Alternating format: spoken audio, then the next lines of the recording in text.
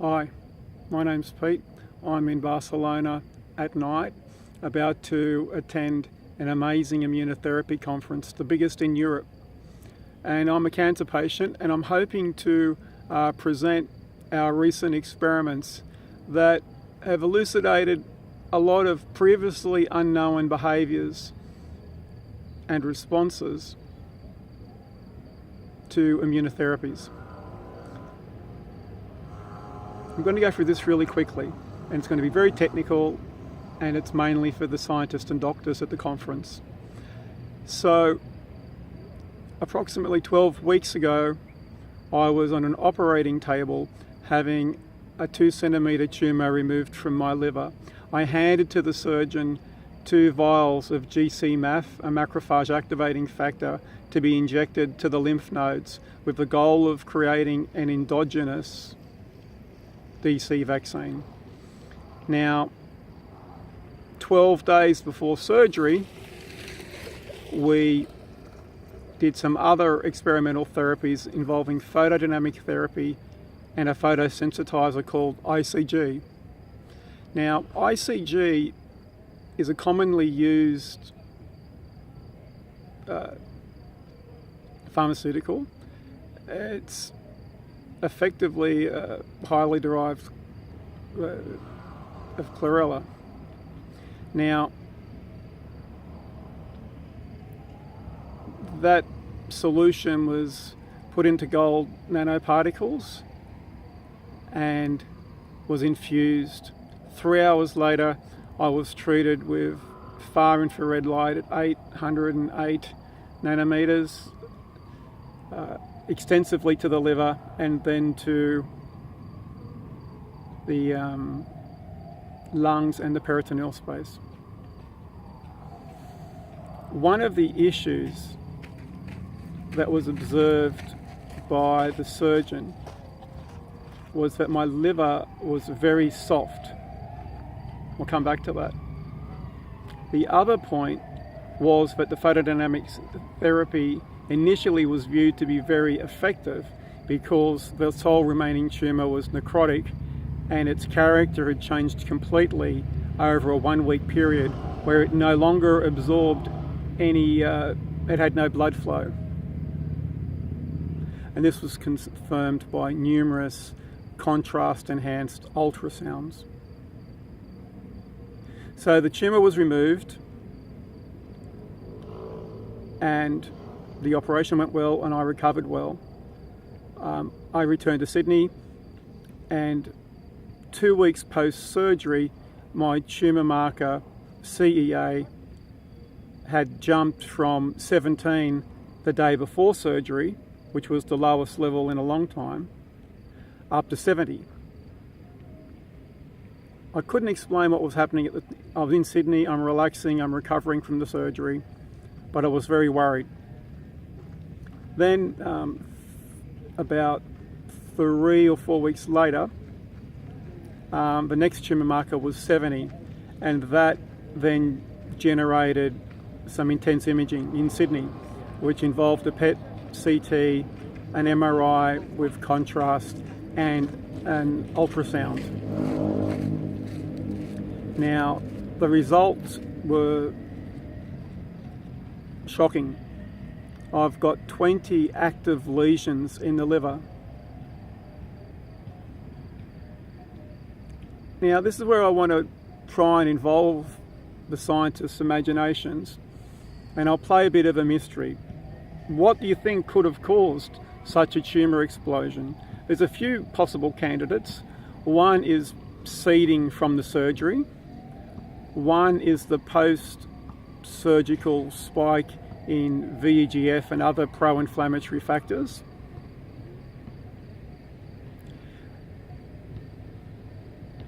Remember, the other activity was the stimulation of the lymph nodes around the liver to generate a vaccine. Somehow that could have inadvertently induced immune suppression and tumour tolerance. Now, it turned out it was none of those. What in fact happened was the half-life of the ICG is about 4 to 5 days, and we should have allowed the a greater period of time. Instead of the same day, 3 hours after the infusion, we should have actually waited full 5 days. What's given me some clarity is, unfortunately, we didn't appreciate the necessity for this timing requirement and its impacts. Unfortunately, another patient has had a very similar response in their liver, and upon subsequent investigation, this has been confirmed. So, what have we learned in terms of immunotherapeutics?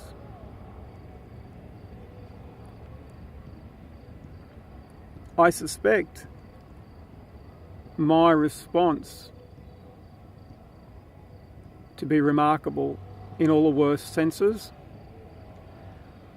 The first sense is that I did have a post-surgical VEGF inflammatory spike. It was open, full open surgery. I was cut up right down the middle. Secondly, I did do enormous non-specific stimulation to the liver lymph nodes with 3,000 nanograms of GC-MAF. That's a granulocyte macrophage activating factor produced by Hamburg University. I've had 4 years experience with the compound, and it's remarkably potent. So, there we have the palliative treatment options I've pursued on an experimental basis that I take full responsibility for. They're my design, and these are the lessons I've learned, and I'm sharing them with you. Briefly, to recover from this situation, and I'm in a position to be able to do this. So these 20 liver lesions are really not a great concern. I'm not worried about myself dying. I immediately booked a flight to Germany and organised a range of treatments that I'll briefly outline.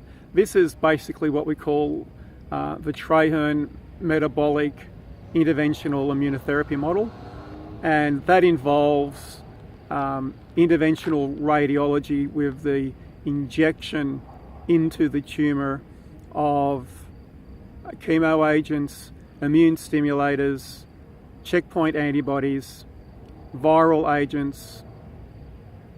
I can't go into specifics because these technologies are in the process of being reviewed for patent. They're not particularly expensive, and the efficacy is in the combination and the sequencing and the application of these technologies. But viral agents were also introduced systemically, along with immune stimulators, along with dendritic cell vaccine, primed with a previous tumour sample. Following that intense treatment, there's been some insulin potentiated chemotherapy with infusions. The infusions include a range of natural agents and oncothermia to the liver and to the lungs. And that's occurred for 2 weeks. About 9 days ago, regrettably, due to immune exhaustion, and this often happens because the immune responses I generate are so effective in killing the tumours that I often end up with a sepsis. I've had this occur on 5 separate occasions now in 4 years.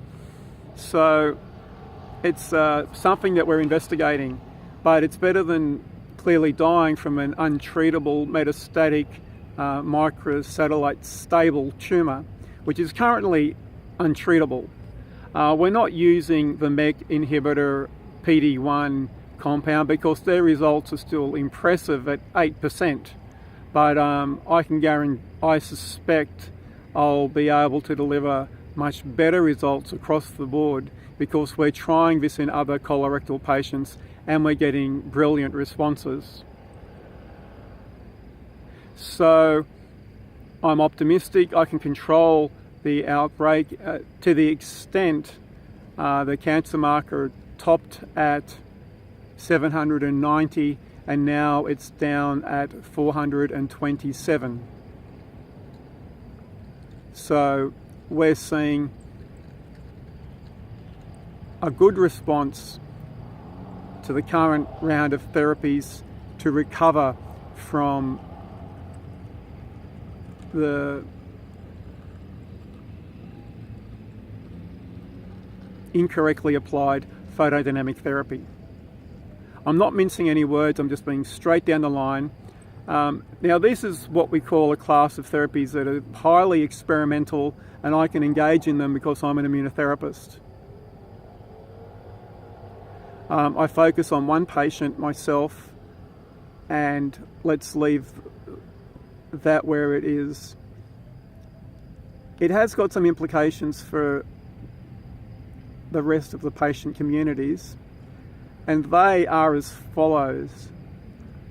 Selected patients with a good performance index could also engage in these therapies, but they are expensive and they take an extreme commitment.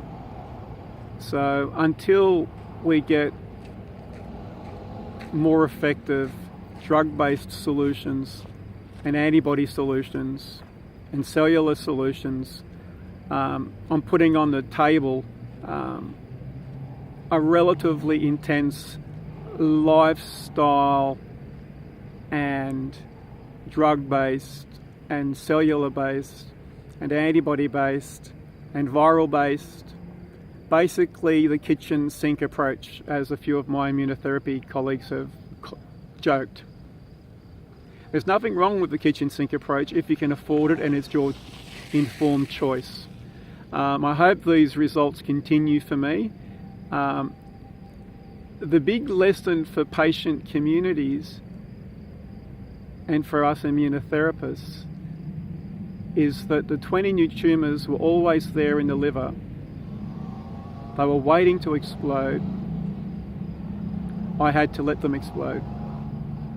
I've proven beyond a doubt that it's possible to really control a metastatic illness and reduce it down to a level where it's not detectable. And then I run into this problem of relatively frequent recurrences. Now they can be managed. It's expensive, but from my perspective, worthwhile. Now the implications for this therapy model are profound, and that it's the dips in my immunological capacity that generally allow tumours to escape. So I'm doing my best now to stabilise my lifestyle and my immune environment. I'm not seeking to get additional infections or immunological challenges while I attempt to preserve my fragile immune stability. And I'll stress, even at this point, I've got ongoing regression using my therapy model. So that means I just don't have to stuff up. I have to maintain the what we call immunological momentum. So clearly I've got an M1 macrophage environment. To that end, I'm engaging in aggressive metabolic management.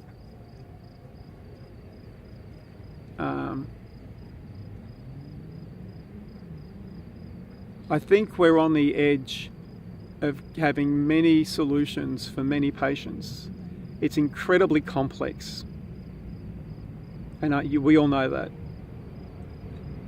I don't really think we do. I don't even think we have glimpsed at 1% of the complexity we've got before us. I have.